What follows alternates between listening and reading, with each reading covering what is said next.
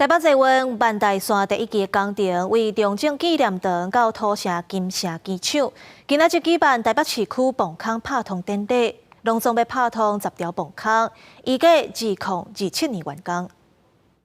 开大红布幕见证捷运万代线第一期工程台北市区段磅空贯通。为中正纪念堂站到土城机场，全长9.5公里，总共9个地下车站，一个机场甲18条尖盾磅空。目前第一期施工进度接近75%，毋过拄着疫情欠工欠料，还佫发现不明地下障碍物，弄好工程人员是真辛苦。那因为这个万华地区是这个古河道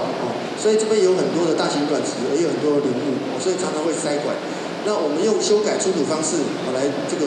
解决这个问题让工程能够顺利的进行。到市地质有沉积土、沙层、甲黏土层，其中也可能有石头、甲水流差，造成施工困难。市长蒋万安特别来巡视，感谢工程人员24小时而且施工无休困，也代表台北市区段总共10条尖盾磅空全部贯通，经过台北市中正甲板甲区的万代线，佫达到一个新的里程。捷运网络的兴建，这是首都生活圈非常重要的心血管，我们必须要即刻的打通，而且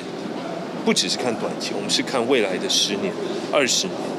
从现在开始要打下深厚的基础。第一期工程按算伫116年完工，第二期工程也是未来10年，台北都会区上大工程之一。另外一边，新北市区段尖盾磅空也按算会伫年底进行贯通，完成北北桃都会区交通的网络。记者综合报道。